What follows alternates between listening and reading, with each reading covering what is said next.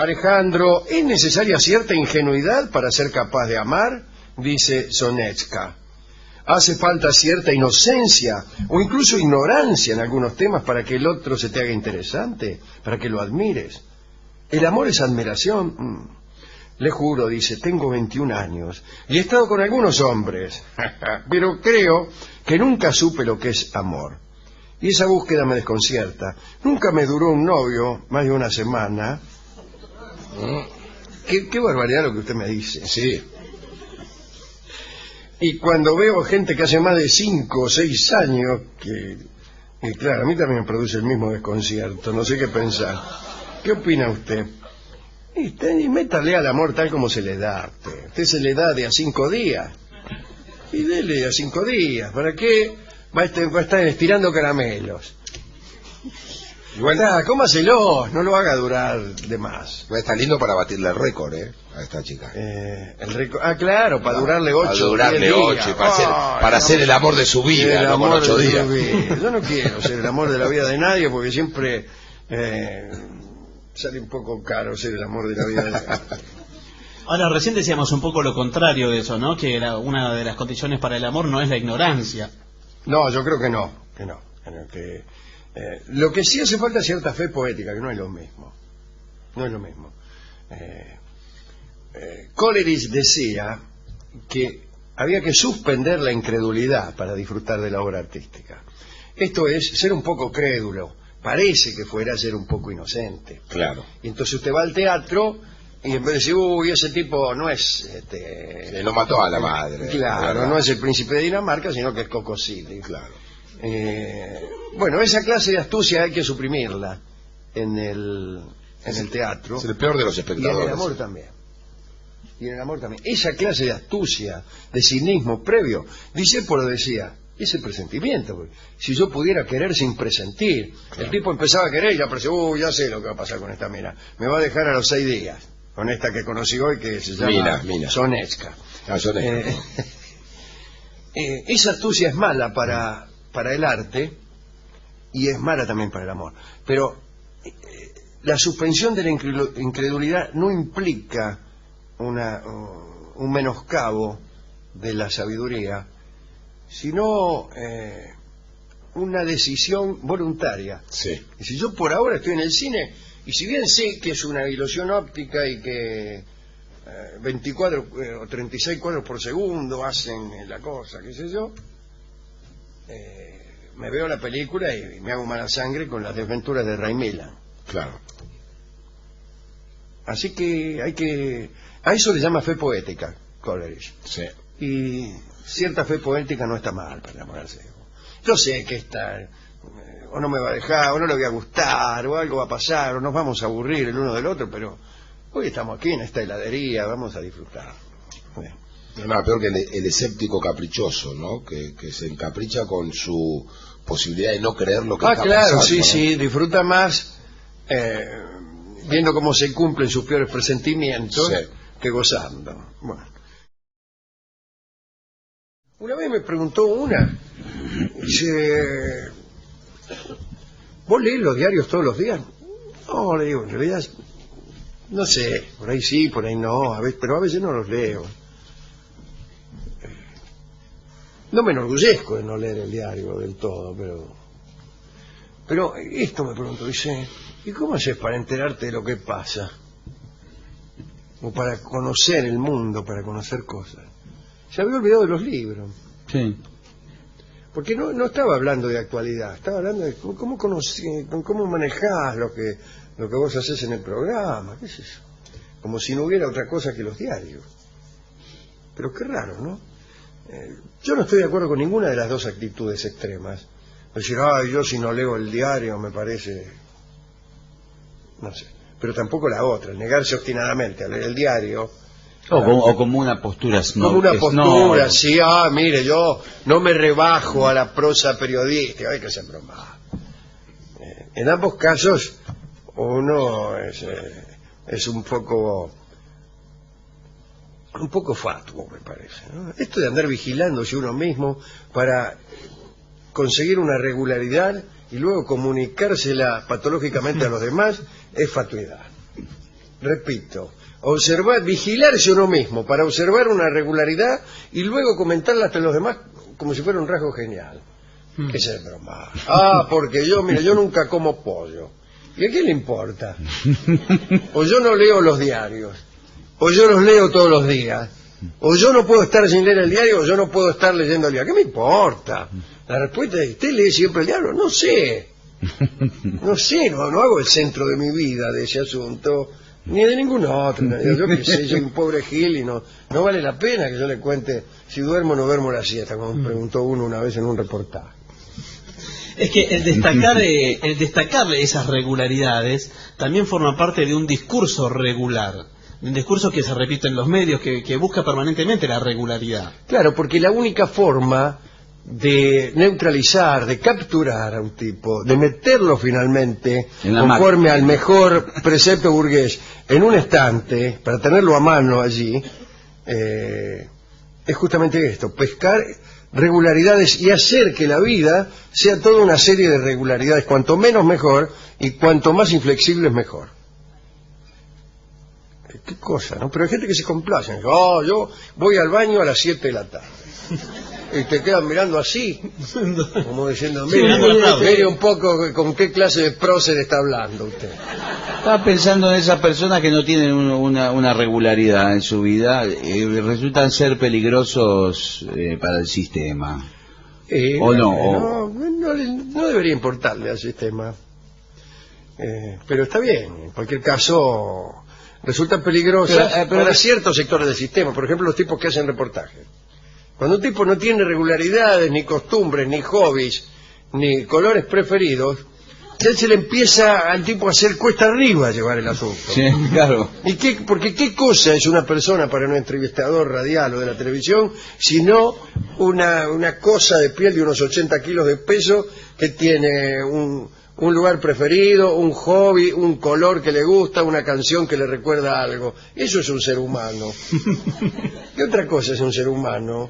Que un tipo que tiene un domicilio. Claro, sí, cumple con todos los ítems. Un programa predilecto. Que cumple, que entonces, claro, ese ya viene con el reportaje hecho. No es otra cosa que un reportaje ese tipo. Vive contestando un reportaje banal. Entonces, mire, yo no haría esto, pero lo hago, pues si no, ¿qué digo en los reportajes? Estoy mirando el programa de Tinelli, tengo que mirarlo para poder decir en los reportajes que no me gusta. Bueno, pero cuando uno labura en la radio o en la televisión y muchas veces tiene que entrevistar, por ahí viene un productor y te dice, mirá, le gusta el tango, le gusta el fútbol. No tiene que decir nada. Bueno, pero no tiene que decir nada el productor, tiene que dejarse de embromar. Y dejar que el tipo haga un reportaje tranquilo. Un reportaje es un intercambio de sensaciones, de fragmentos, de discurso, pero no la repetición del anterior. Claro. Entonces a uno siempre le preguntan lo mismo. Exacto. Siempre le preguntan lo mismo. ¿Por qué? Y porque, ¿cómo hacen las preguntas? Leen el último reportaje. Le hicieron un reportaje solo, que fue el primero. Todo lo demás es una repetición de las preguntas que le hicieron en ese primer reportaje. ¿Cuál es la pregunta que le hacen siempre? Hay varias, pero... Por ejemplo, ¿qué prefiere? ¿Dónde se siente más cómodo? ¿En la radio o escribiendo? Sí. Y yo también contesto siempre lo mismo para no causar... Bueno, ahora pasemos a la parte filosófica de este asunto, porque le toca a usted, una vez más, luchar contra mi tristeza. Sí, mire, en verdad tengo una consulta que me surgió los otros días, bueno, la hago, y en relación al tango. Ajá. Si podemos hablar 2 minutos. Este es nuestro programa, Una cita con el tango. Digo, más que en relación al tango, en relación a cosas que se dicen. El tango son todas falsas. ¿Son todas falsas? Sí, todas. Nómbreme una. Por ejemplo, que el tango lo sabe esperar. Veo que se dice esto, que el tango lo sabe esperar, que a la gente joven no le gusta el tango, pero que el tango lo espere y que de grande, después de los 40, a un argentino le empieza a gustar el tango. ¿Qué significa eso? ¿Cómo saben? No sé, aparentemente... ¿Qué clase de ¿qué es un concepto psicológico o simplemente una superstición? No. Y puede ser no, es un concepto psicológico, indudablemente, ante la maduración del ser humano. ¿Quién lo dice? Rolón, seguramente. No, Dice o sea, usted, ¿a qué edad exactamente? Digo, para irme preparando. esto en relación quizá No para lamentarme si esa edad ya pasó. Parecido al comentario de que uno a los 20 de izquierda, Sí, a los sí. 40 de tal, a los 60 o para conservador. generar expectativa por ahí en los jóvenes, porque Eso para explicar por qué no le gusta la juventud. sí, y los otros días hablábamos de que no había música para edades, pero Claro. ¿qué sucede en relación con el tango? Lo que hay por ejemplo? son otras cosas para edades que están pegadas a la música, pero no tienen nada que ver con la música. Pero bueno, no importa eso. ¿Y que eso puede llegar a influir en el tango? ¿O eso ¿Qué tiene relación? se decía eso en unas cartas? Si el tipo que piensa cosas de acuerdo a su edad, realmente no se ha molestado en empezarlas mucho. Alguien que dice, por ejemplo, yo como argentino de 50 años le puedo decir... ¿Por qué me lo puede decir? Claro. ¿Qué es lo que hace que usted, al tener 50 años, modifique su... o tenga un pensamiento diferente que Sí, de los 30? Sí lo tiene, pero no es que automáticamente la libreta en reglamento le va marcando a usted No, pero muchas veces del pensamiento. muchas veces se utiliza como elemento de solvencia, ¿no? Que parece que fuera Claro, solvente lo que va a hay decir. dos supersticiones. La primera es, cuanto más edad tiene uno, más gusto tiene por lo complejo. Eso Ujú. es una superstición. Y la segunda es creer que el tango es complejo, y que entonces cuando te empiece a gustar lo complejo te va a gustar. Esto es cierto en algunos casos y en otros no. Por ejemplo, el tango le guisamos solo cualquier cosa menos complejo.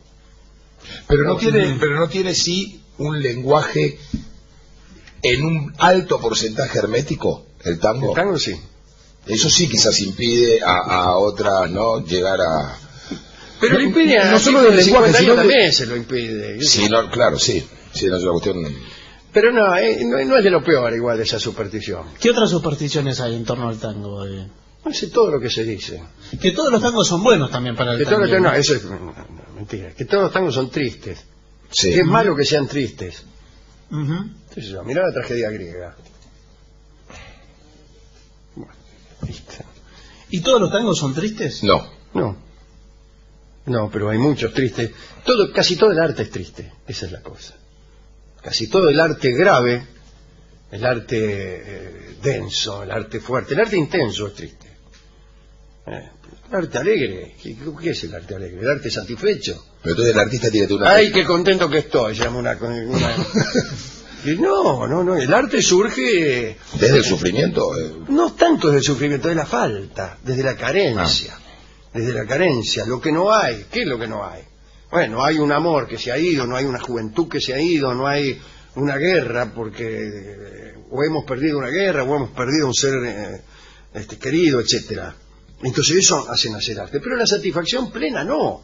El arte es un juicio acerca de la condición humana, y la condición humana es trágica. Entonces es muy difícil hacer rimar un juicio sobre la condición humana con algo que no sea trágico y que sea la expresión de una satisfacción burguesa. ¿Qué es esto? Mirá el auto que me compré, se llama una milonga. No, Esa falta que dice usted está en el terreno del deseo, ¿no? claro. Estoy de novio y soy feliz. Sí, y No bueno, pasa nada. no sé qué andas haciendo. Anda con tu novia en vez de escribir tanto. Bueno. Pero esto me ha puesto todavía más triste de lo que estaba. Sí. Es que usted no tiene Porque edad sacarme todavía. de la tristeza significa sacarme finalmente del pensamiento, acabo de descubrir. Claro. Todo esto que dije. O sea que le haríamos un mal. Mire usted. Me harían un mal sacándome de la tristeza, pero en realidad no estoy triste. Es mucho peor, estoy desganado, Ujú. Que es peor. que es mucho peor. Eso Ni es siquiera es mucho peor. inspirativo, ¿no? Sí. El desgano es La nada. tristeza puede ser intensa, Sí. puede ser una cierta forma de goce. Hay un Tiene, goce tiene, triste. todo. En leer El crimen y el castigo hay un goce triste. Claro. En que te deje una mina también hay un goce. También, y que te guste, y ella no te guste, Sí. también es un goce triste. O por lo menos te predispone a la lucha. Voy a luchar, Sí. voy a tratar de gustarle, qué sé yo, a ver, bueno, Pero el a ver desgano- si le gusto, qué sé yo, cosas tristes, toca Sí. gustarle. El desgano como Pero usted- Ahora el desgano no, el desgano como es el que puré de viene, zapallo. viene lo que te gusta y no te gusta. Así que sáqueme de ahí. Pero usted dice que puede tener ganas de estar triste. Puede ser. Es muy adolescente eso. Los adolescentes creen que es una virtud la tristeza y no se equivocan. Entonces está la tentación de ser desdichado, incluso para impresionar. Es una forma de seducción la desdicha. Sí, claro que sí. ¿Usted nunca se hizo el desdichado? No. Siendo que no le importaba nada. Todo el tiempo. Iba y se encontraba con él y yo, ay, si estoy No tan sé. triste de este mundo, hay tanto sufrimiento y tanta injusticia. Le dice usted que no le importaba nada más que levantarse la mina. Y que estaba fenómeno y se le daba un ardite Claro. del sufrimiento ajeno, pero se fingió desdichado. Pero eso es hipócrita. Pero la otra cosa es hacer fuerza sincera para ser desdichado. Y construir, con un gran esfuerzo, le aclaro, una personalidad desdichada. Esto requiere un gran entrenamiento, ¿no? ¿Cómo se construye uno mismo desdichado? Bueno, evitando gozar cualquier cosa, encontrando el lado malo de cualquier cosa. Claro. Es muy fácil. Sí. Pero si lo logra... Basta con persistir en el análisis. Más tarde, más temprano, aparecerá el costado desdichado. Por ejemplo, de tal modo que no se puede gozar si usted llega al último análisis. ¿Me entiende? Usted dice, ¡ay, qué maravilla esta mujer! Sí, pero algún día dejará de quererme, envejeceremos, y qué triste será ver que uno de los dos muere.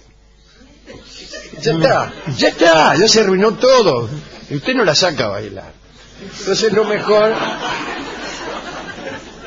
mejor en ese sentido es disfrutar el amor sin presentimiento, que es un poco animal, ¿no? Y el que le tiene miedo a la felicidad, que no es lo mismo, digamos, el tipo que está en el baile no dice, sé. a ver si me enamoro de esta mina, mejor no. Yo de esos tipos conocí solo por descripción de psicoanalistas. No hay en el barrio. Pero eso que vos tenés miedo de amar, tenés miedo de... Yo nunca tengo miedo de eso. Pero la tengo mina miedo, los por acusa ejemplo, de que me mucho. bajen. Pero la mina De eso los... tengo miedo. Pero eso que dice, ay, vos tenés miedo de amar. No. Pero ¿Tenés la miedo de ser feliz? No. Tengo miedo que me agarre un tipo y me rompa el alma, por ejemplo. Sí, o que lo afane. Pero no es un discurso muy de la mujer, dice, vos tenés miedo de enamorarte, vos tenés miedo de ser feliz. Es un discurso también de los tipos cuando el otro no le da bolilla. Por ejemplo, claro. usted va, se levanta una mina, o se quiere levantar una mina y la mina le dice, me da asco. O voy yo mejor. No, deje que voy yo. Es más creíble que vaya yo. No, deje que voy yo. Déjeme. Bueno, vayan los dos, che. Vamos los dos. Usted resulta... Con dos amigas, son dos amigas. Con dos amigas nos dicen... Con el chorro del sifón nos tira. Claro, dice, salgan de acá. Salgan de acá, cuida. Y nosotros le decimos ya a 2 metros. Lo que pasa, a vos se lo decimos. Lo que pasa es que ustedes tienen miedo de amar. Tienen miedo, por eso no se sacan el vestido y nos entregan todo. Pero se está yendo a amarse con otros dos.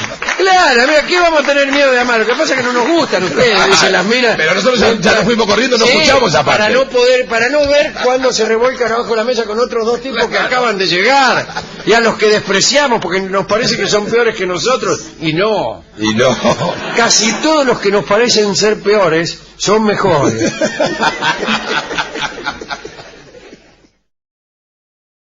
Bueno, cuénteme algo que movilice mis potencias espirituales si es que las tuviere.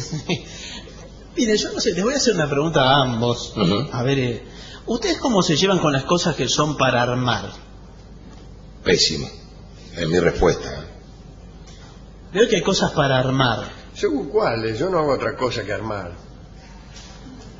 Ajá, ¿y cuál es su última Los armadura? Los libros se arman, las canciones. Son para armar. Ahora, si usted se refiere al rompecabezas o a aquellos juguetitos que venían en los huevos de chocolate, Sí, vienen aún, sí. no me llevo ni bien ni mal. No, porque hay algunas cosas con esto del concepto de armar, ¿no? Como de armar un mueble vienen las instrucciones, de armar un mecano vienen las instrucciones. Sí. Pero digo, en el caso de una obra artística, por ejemplo una novela que tiene mucho de arquitectura, ¿no? Y de trazar una estructura previa, me parece que hay como un discurso que viene de la mecánica, que se traspola todo y que armar parece ser la misma cosa y sin embargo no debe ser lo mismo, porque digo, el mecano cuando viene con las instrucciones, alguien ya lo armó antes. Exactamente. La La novela debe ejercer unas leyes que rompan con las anteriores, de algún modo. cumplan, no todas, como ocurre con la música. Claro. Vos cumplís con todo lo que se te dijo, más, alguito más. Por ahí, en un asunto, vas un paso más allá, Claro. de la ortodoxia. Y en la novela por ahí está bien, claro que hay que utilizar los códigos impuestos, por empezar el idioma, la novela tiene que ser inteligible, etcétera. Pero algunas cosas pueden transgredirse y deberían transgredirse. Pero no se te tiene que caer. Y no siendo la transgresión el fin final, ¿no? ¿Cómo? No siendo la transgresión el fin último. No, claro, claro. Sí, porque si no, quedan todas las piezas en la Claro. caja. Deje todas las piezas en la caja. No tampoco. Pero está bien, sí. si hubiera una forma como la del Mecano para armar una novela, sería una novela no escrita del todo por el autor, pero yo tengo malas noticias, me parece que es así, que cada cuento, cada novela, cada pieza musical no es enteramente obra del llamado autor, sino obra de toda una historia, de toda una cultura, Claro. de toda una serie de recurrencias. Por eso usted no está tan de acuerdo cuando algún autor le dice que trata de no intoxicarse no leyendo para tratar de hacer lo más virginal su composición. Claro. En general los que hacen eso son finalmente los que mejor siguen La ortodoxia. la ortodoxia. Claro. Son de los más ortodoxos, porque finalmente el tipo que nunca leyó nada cree que lo primero que se le ocurre es heterodoxo, y en general lo primero que se te ocurre es rigurosamente ortodoxo, Claro. o falso, como decía Asimov. Él era matemático aficionado y decía que los cálculos que a él se le ocurrían, las travesuras matemáticas que se le ocurrían a él, o ya las había hecho otro o estaban equivocadas. Claro, ahora de todas maneras el armar una novela, digo, lo que tiene que ver con el armar una obra artística, ¿no? una creación, también se distancia, digo, de este otro armado del Mecano en lo siguiente: si uno, el Mecano uno lo puede armar y desarmar, y siempre la obra es la misma y las instrucciones están en un manual Sí. aparte. Ahora, usted termina de escribir la novela, suponemos la desarma, ¿no puede trazar un manual de instrucciones para que otro reconstruya esa misma novela? Y sí, puede. ¿Sí? Y bueno, acuérdese de Rayuela. Claro, Rayuela supongo Tiene eso. justamente un manual de instrucciones para leerlo, ¿no? Para leerla, puede leerla. Pero igualmente, ese no es de eso de lo que estamos hablando. No es de poner un capítulo adelante y Claro. otro atrás. No es exactamente eso. Sin embargo, hay libros para chicos o preadolescentes que se llaman Elige tu propia aventura. Sí, sí, tampoco es eso. Tampoco es eso. La posibilidad de elegir que tiene el chico es relativa. Es como...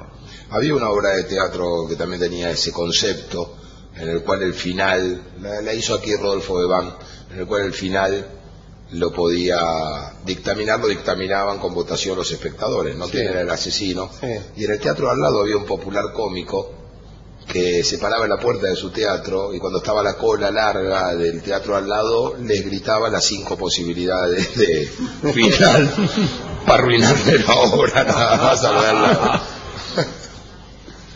Sí, esos cuentos para mí también en algún punto por ahí como diversión una vez, pero contaminan un poco Ahora se está el usando hábito mucho... de lectura, porque dice, vos llegas a determinada instancia del texto y dice, bueno, aquí se bifurca, ¿Y elegí. elegí qué? Elegí quién mata a quién. Ahora está pasando mucho en la ficción y sobre todo con la nueva tecnología. Hay muchas series en los teléfonos celulares en los cuales uno puede elegir seguir la mirada de uno de los personajes y la historia de ese lugar. Había también una obra de teatro que se llamaba, no sé si usted se acuerda, Tamara, que era una obra donde uno iba siguiendo a uno de los personajes. Ah, no, bueno, pero eso estaba muy bien. Estaba muy bien, yo la fui a Eso ver, estaba estaba muy bien. muy Eso bien. verdaderamente era ingenioso. Era una original. casa. Sí, eso estaba bien. Pero, mire, por empezar, si usted tiene 5 finales posibles, no está diciendo nada bueno de la obra. Se está Las grandes cortando. obras parecen fatales. Pero bueno, ese es el clasicismo, eso es lo clásico, digo, lo clásico en el sentido de cómo es recibido por la gente, ¿no? Las cosas, Borges hablaba de un fervor previo que uno tiene al acometer una obra clásica. Leemos las obras de Shakespeare o de Dante o de Cervantes y nos parece que cambiar una coma ya sería una especie de herejía. De manera que cuando pensamos, por el contrario, en obras que están abiertas y que admiten varios finales, parece que estuviéramos en la vereda de enfrente, pero en realidad hay una vereda de enfrente que no necesariamente es detestable. Puede haber algún mérito allí también, ¿no? Pero me parece que cuando uno habla de caminos diferentes, no está hablando de esas cosas, no está hablando de esos jueguitos. Y por ahí un jueguito más filosófico y que no tiene necesidad de involucrar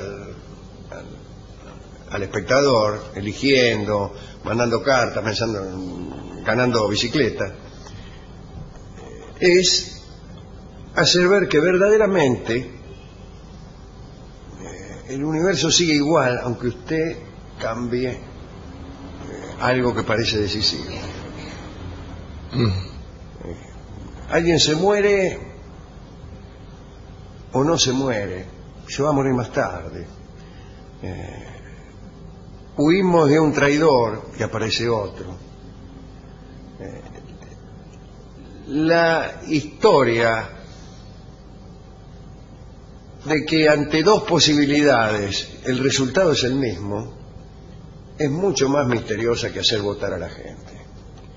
Mucho más misteriosa y mucho más verdadera, porque resulta inquietante saber que ocurra lo que ocurriere, las cosas no van a cambiar mucho. Si fulana nos da bolilla, que parece central para nosotros, o no nos da bolilla, las estrellas siguen ahí donde estaban. Pero las estrellas también son cosas lejanas, pero otras cosas más cercanas siguen allí donde estaban. Esta suerte de esclavitud en que consiste vivir en la sociedad actual sigue allí, por más que algunas cosas que son centrales para nosotros como individuos cambien. Y eso sí que es muy intenso, muy trágico, muy terrible y muy artístico también. Mucho más que decir, ¿usted qué quiere? ¿Que el ladrón sea encarcelado, que se regenere, que lo maten o que se vaya a vivir a Río de Janeiro? La respuesta de un artista verdadero es ¿qué importa finalmente? ¿Qué importa finalmente? Yo no sé si es la peripecia lo central. Claro, hay todo un arte, el arte épico, donde sí es central. Pero si no está sostenido por algunas estructuras artísticas, el argumento como serie de acontecimientos que después de todo fueran sustituirse, es algo que no sirve de mucho. Es algo más propio de las telenovelas que de las obras de arte. Claro. Pues las telenovelas sí son una serie de acontecimientos que no tienen un armado, ni están sostenidos por ninguna clase de segunda, tercera o cuarta lectura. Y se pueden estirar, se pueden abreviar según venga el rating, según vengan los contratos de los actores, etc. Así que si termina de una manera o termina de otra, es una cosa propia de la industria del suspenso, ¿no? Por ejemplo, filmamos una película acerca de un beisbolista que regresa después de unos años de actividad. Entonces juega un partido decisivo. Y bueno, la última media hora es todo ese partido. Y entonces nosotros nos involucramos. Sí, con eso se construyó una industria. Claro, por eso. O un boxeador que está peleando round por round. Y estamos desesperados para ver si gana o si pierde. Sí. Si la pregunta es, ¿qué importa? ¿Qué importa? Y queremos saberlo, pero eso no es una emoción artística. Es una estructura, una forma de apelar a cierta ansiedad de la gente que quiere saber, a ver si el tipo gana o si pierde. No es muy fuerte, ¿no? En el cine hay una técnica, o en cualquier cosa que se llama la técnica que suele resultar maravillosa para ver la poca contundencia que tienen a veces ese tipo de estructuras literarias, que es sacarle un poco la música y los sonidos. Ah, no, claro, sí, sí. Con que uno le saca un poquito el decorado... Sí, claro, bueno, pero eso es tramposo, porque usted le saca la imagen y tampoco... No, bueno, pero... No. Digo, la música no es trascendental, es tan trascendental porque es lo que genera la emoción, muchas veces mucho más que la idea, ¿no? Es verdad. Entran los violines con todo. Y esto, por ejemplo, de los libros que uno va eligiendo la aventura. Digo, me parece que tiene poco que ver también con el hábito de lectura de la ficción, porque uno se sienta a que le cuenten cuando se sienta a leer una obra de ficción, sea novela, cuento, y no a escribir o a ser partícipe No, claro. del armado del libro. No, a mí no me gusta. Yo cuando leo, cuando escribo. Claro. No tengo ganas de colaborar. Además que eso, Claro. ¿qué clase de sorpresa intelectual puede haber en, por ejemplo, un chiste que vos lo tenés que terminar? Sí. Claro, un japonés pregunta dónde está el baño. El tipo le da unas instrucciones bastante confusas. Hay que terminarlo.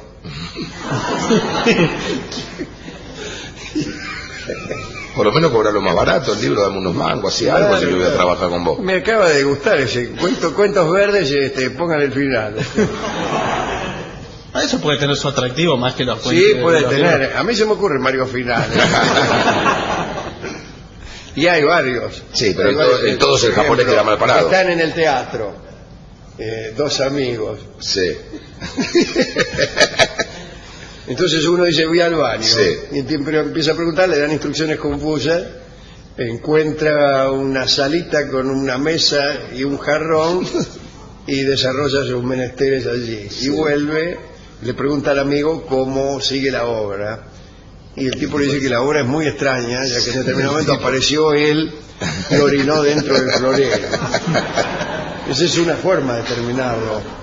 Después hay otras con ventiladores, con gente que dice cosas, con paquetes de bombones, en fin, son situaciones distintas, pero que no dejan de ser la misma. Siempre es lo mismo. Hay una esclavitud, ¿no? Del tipo que tiene ganas de ir al baño en el cuento puerco. Sí, bueno, y en la estructura del chiste además hay algo que el espectador ya sabe y espera que sea dicho. Claro, ¿no? como la película esa que acabamos de contar, Donde todos sabemos el final, claro. ese es Rocky, ¿no? Sí. Pero hay miles de esas. Hay una Se con construyó Lolita todo, Davidovich y Antonio Banderas. No, hay cientos de jugadores de béisbol, de fútbol americano, una industria importantísima de Estados Unidos se construyó con ese recurso. Bueno, vamos a ver cómo tiene que terminar este programa. Ujú. ¿Lo puede decidir la Que gente? pero es que no importa lo que vaya primero, lo que vaya después, no importa.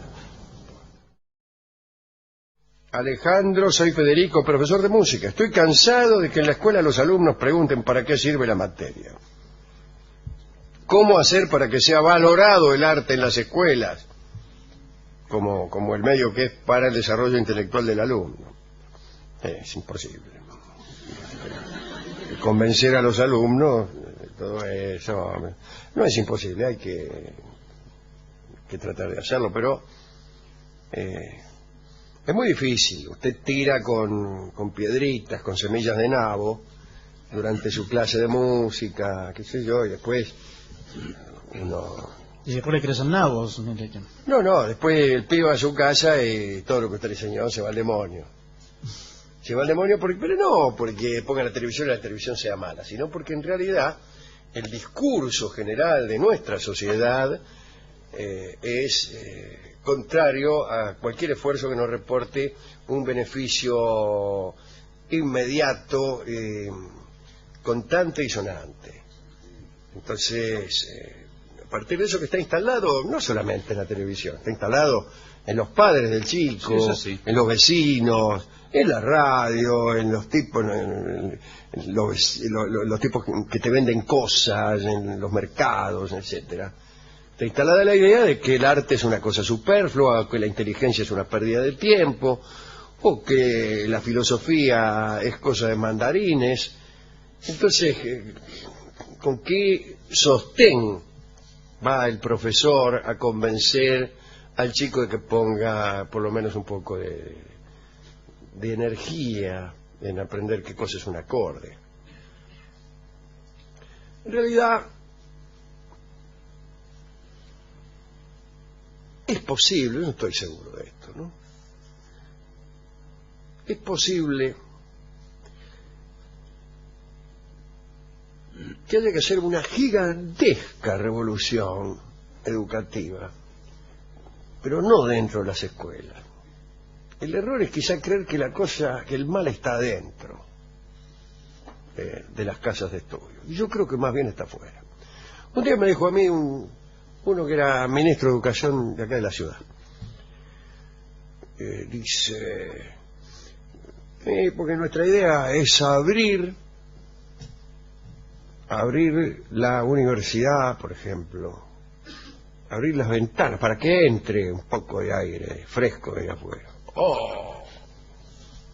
Y dije, yo tenga cuidado, ¿usted está seguro que va a entrar? Yo creo que sí están abiertas las puertas. De tal manera están abiertas que casi no entra otra cosa en la universidad, en la escuela, en la vida de nuestros colegios, que aires desde afuera, que por empezar a entrar el ruido enorme de los medios de comunicación, un ruido que lo tapa todo, que incluso hace que los libros de texto que utilizamos resulten incomprensibles, inservibles. Es decir, ¿para qué queremos saber esto si en realidad lo que nos conviene saber es lo que dijo el zaguero de Racing una vez que terminó el partido? Eso nos interesa saber. Lo que ya sabemos nos interesa saber. Así que a lo mejor hay que hacer una reforma educativa por afuera del colegio. Por afuera del colegio. Por ejemplo, dándole de comer muy bien a los chicos. Por ejemplo, instalando una serie de recursos que nos permitan utilizar la mente. Porque si usted lo alimenta más desde que es chico, si usted llega a su casa y no hay para parar el bullón, ¿qué interés puede tener su padre que usted utilice la cabeza? Pero también, de algún modo, estoy hablando casi sin esperanza, pero también de algún modo alguien ha hecho algo al respecto, pero también de algún modo tratar de sembrar, y sembrar a fuerza de realidades y sucesos, la idea de que esforzarse sirve para algo, la idea de que perseverar en un trabajo, en un aprendizaje, sirve para algo. Pero esto no hay que difundirlo diciéndolo, sino haciéndolo. Es decir, si usted hace que las personas capaces obtengan una recompensa por el esfuerzo que han hecho, a lo mejor dentro de muchas generaciones alguien le dice, che, mira, voy a esforzarme estudiando porque imagínate vos, el vecino de al lado, que el hijo del vecino que se ha recibido de profesor, está fenómeno. En cambio, el de enfrente que no estudió y tuvo que dedicarse al contrabando de autos, realmente la está pasando muy mal. Es decir, si eso sucede, si alguna vez se alcanza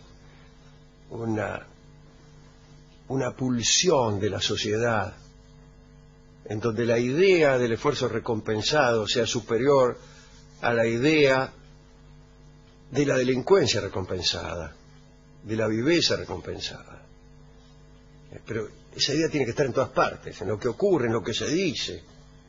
Y entonces a lo mejor empiezan a prestarle atención al profesor de música.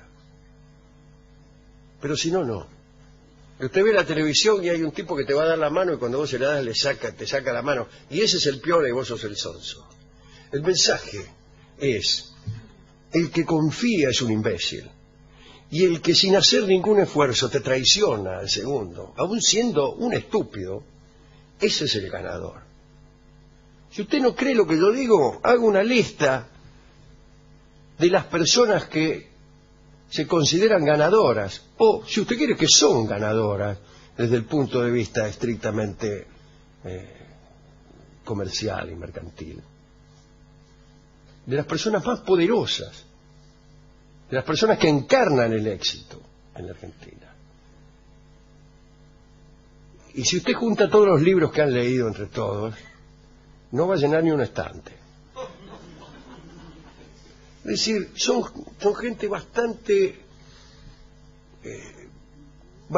poco compleja, ¿no? Quiero decir, bastante poco preparada. Lo digo, sin ánimo de acusarlos, pero es la verdad. Entonces es muy difícil que el profesor de música entre con alguna posibilidad de éxito a una sala que no quiere saber. No quiere saber. ¿Cómo le va a meter usted en la cabeza algo a alguien que no quiere saber, que no quiere ser como usted, que es profesor de música y que es extraordinario? Quiere ser como otro, que ni es profesor de música, ni es extraordinario, más bien es un poco falto. Le faltan algunas fichas, algunos jugadores, y sin embargo están todas las tardes triunfando en la televisión en distintas actividades, legítimas por supuesto. Pero hasta que algo muy fuerte empiece a suceder, nadie le va a hacer caso a usted y todo el mundo le va a preguntar para qué sirve la materia. Claro, evidentemente para nada, si usted quiere ser alguno de estos personajes. Ahora, si usted quiere ser una persona que utiliza hasta el fin su dotación mental, puede ser que la música sirve para algo, que la filosofía sirva para algo y las matemáticas también. Pero si usted lo que quiere es conducir un programa, no va a servir para nada. Más bien lo va a molestar. Le juro que lo va a molestar. Cuanto más sepa usted, más se molestará. Así que eso es lo que yo tengo que contestarle desde mi posición, no de profesor de música, sino de conductor de un programa. Bueno, pero cuénteme algo que me devuelva la fe en el género humano, como si fuera algo que uno pudiera tener y sirviera para algo. ¿Para qué sirve la fe en el género humano? ¿Para qué quiere que se la devuelvan? ¿Quién la perdió alguna vez? ¿Qué es tener fe? La tuvo, ¿no? Finalmente, ¿qué es tener fe en el género humano? ¿Tener fe en que existe el género humano? Claro que existe. Hoy le pregunté eso a alguien que me entrevistó, que era Matías Martín, muy simpático. Me dice, ¿usted en qué cree? Y yo, ¿qué quiere decir creer? ¿Creer en la existencia de o confiar en que esa entidad en la que uno cree va a ser beneficiosa? ¿Qué significa creer en? No, bueno, el creer o la fe parte de una suposición y no de algo concreto. Pero suposición, ¿no?, de existencia o suposición de una acción beneficiosa, de una voluntad, digamos, más allá de las circunstancias. ¿Qué quiere decir cree en los mecánicos? ¿Cree que existen los mecánicos o cree que los mecánicos van a salvar al mundo? No, la fe implica una fuerza, fe es fuerza. Pero tiene que ver con el accionar sobre uno mismo, casi siempre. Pero la fe no puede, no me podés preguntar en qué creo. La fe presupone una creencia que no necesita demostraciones y está relacionada con la idea de una trascendencia, con la idea del destino final de la vida humana y de la humanidad. No está relacionada con un cuñado, con un hijo, con un mecánico. Por eso, la frase, yo creo en mi hijo de 4 años, es incorrecta. Se cree o no se cree en Dios. Ninguna otra cosa. Dice, usted no cree en Dios, ¿y entonces en qué cree? Dice, bueno, yo creo, por ejemplo, en el cooperativismo. ¿Qué sé yo? No es lo mismo. ¿Qué, me va a venir una cooperativa después que yo muera a instalar en un paraíso? Sí. Probablemente, sería muy bueno. Todo es para todos. Ahí empezaría a tener sentido la idea de cooperativa. Claro. Pero yo creo que hay algo de cooperativo en las esperanzas que tenemos. Pero esto es otra historia. Este es el último lugar fantástico y quizá el que más me gusta. El que menos me gusta. ¿Cómo? ¿Qué? No, es que iba por un río y se pasó al otro, ¿vio? Claro. Entonces, de golpe, cambio de percepción. Sí, podría ser una isla de ríos duales. El río del placer y el río del dolor, pero también el río de la verdad y el de la mentira, el río del recuerdo y el del olvido. Y toda esta hidrografía no haría más que describir nuestro mundo. Es un mundo en donde hay dolores y placeres, memorias y olvidos, tenacidades y rendiciones, etcétera, ¿no? Pero acá hay una cosa inteligente, que es que el río del placer o los frutos de los árboles que están cerca producen efectos Perennes.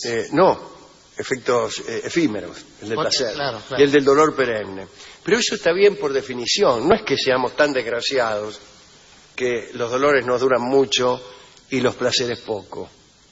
Es que el dolor es dolor porque dura mucho y el placer es placer porque dura poco. Si un dolor durara un segundo, nadie lo mencionaría. Cada tanto sentimos un pinchazo y no hay tragedias escritas que describen el sufrimiento de un pinchazo. Lo malo del infierno es que se prolonga.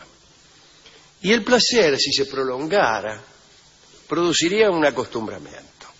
A mí me dijeron algunos réprobos desde el infierno. Tenemos alguna conexión Sí, nosotros señor. con el infierno y mientras hacíamos el programa en el Tortoni, nos conectábamos porque el sótano del Tortoni da al lado con una dependencia subalterna del infierno.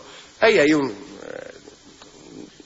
lugar, un hornito de morondanga, de lo peor, ¿no? Pero había algunos tipos, cada Algo tanto se asomaban los réprobos, y algunos demonios incluso, y saludaban, ¿qué tal? Y ahí hablando, ¿vio?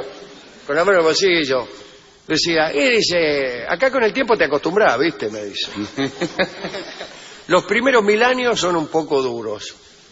Pero después ya te estás quemando y te acostumbras. El hombre se acostumbra.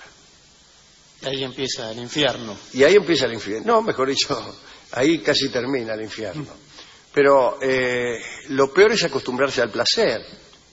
El placer es tan poco sorpresivo, tan persistente, tan inevitable, dije yo.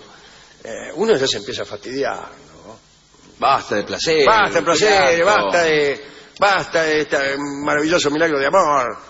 Un pillazo. Estoy harto, amor mío, estoy harto de este extraordinario milagro de amor que estamos viviendo, vida de mi vida.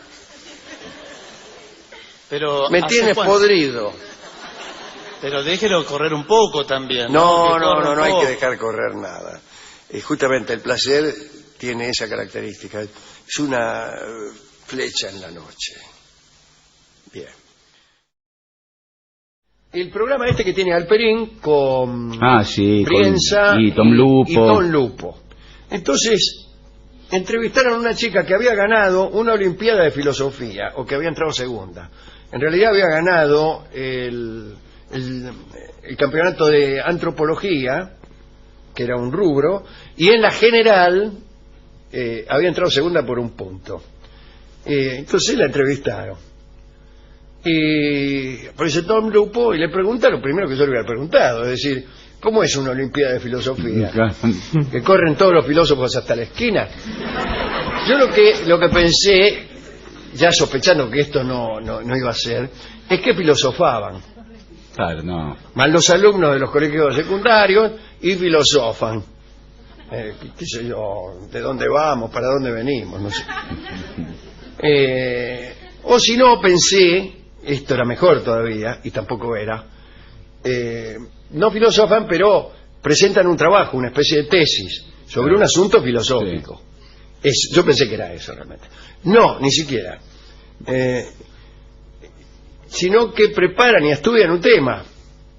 Con lo cual ya eso no es filosofía, sino historia de la filosofía. Claro, un tema histórico. Claro, un tema histórico. Es decir, Heidegger pensaba que, y sus sucesores agregaron que. Bueno, no importa, era eso. Era eso, que si le daban un tema, le hacían preguntas y el que menos se equivocaba ganaba. Algo así.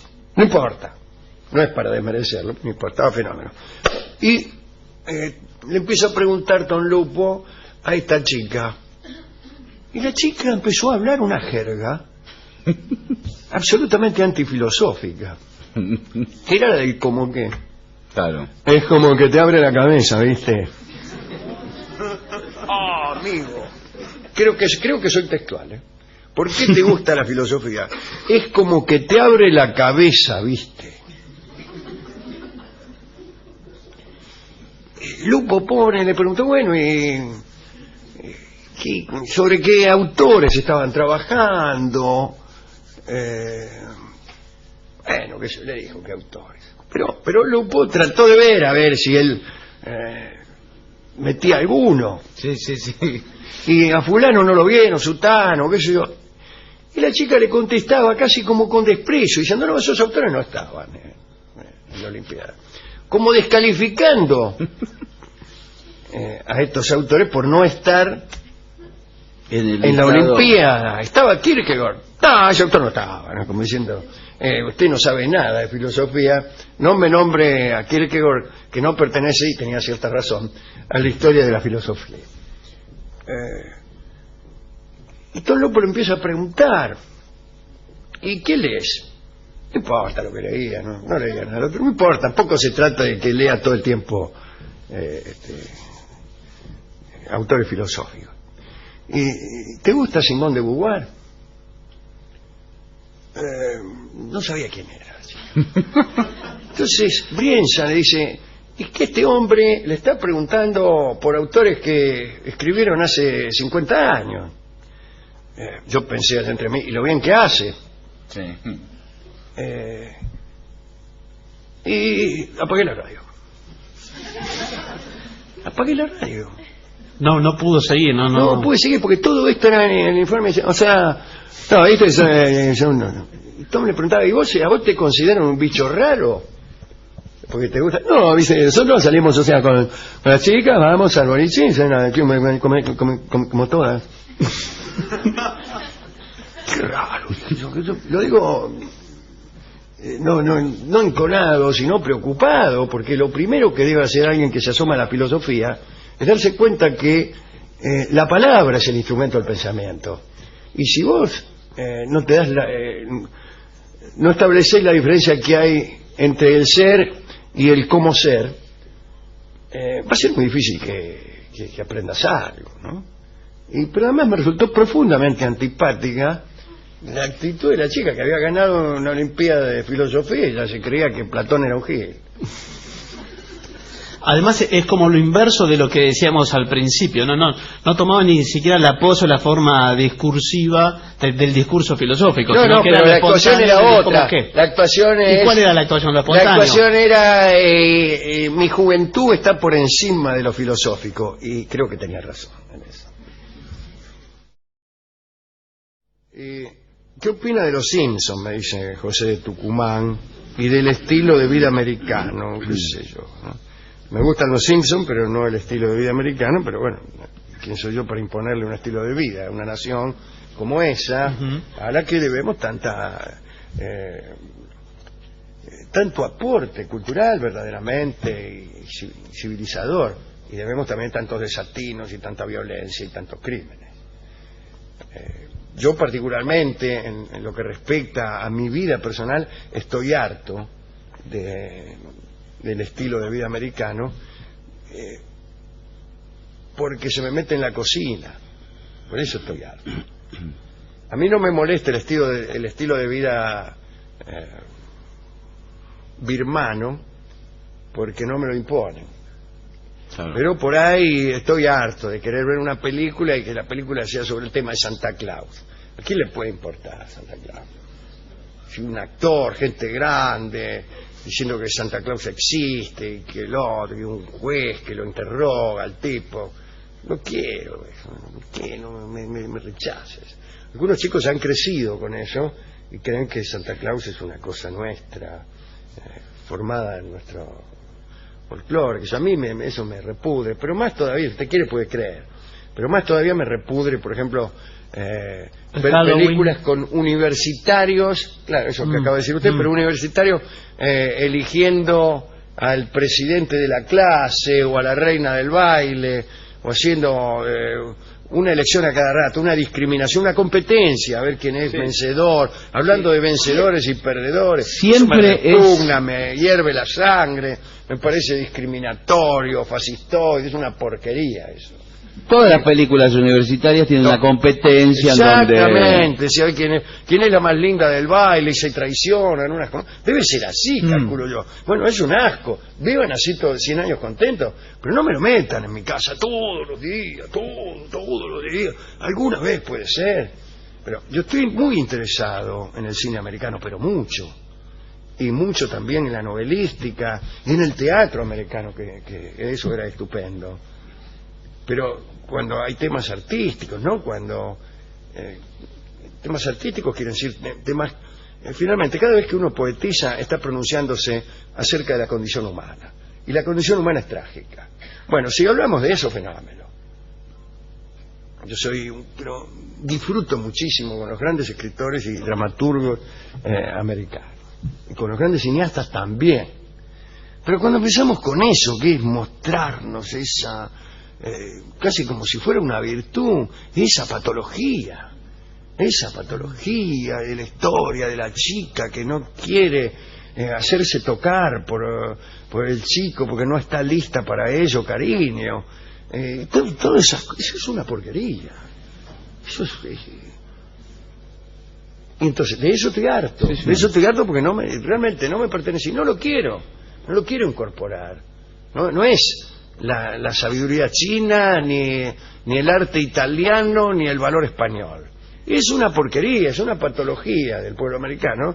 Quédensela para ustedes. Como si nosotros hiciéramos películas... No tocó el tema bélico usted, que bueno, hay bastante... ni hablar de los tipos poniendo en jaque al mundo entero, imponiendo su justicia. Bueno, ni hablar de eso. Películas con japoneses, con rusos... Si nosotros hiciéramos películas argentinas... para recorrer el mundo viendo, qué sé yo, a los ciudadanos de la clase media alta de la ciudad quejándose de los cartoneros todo el tiempo.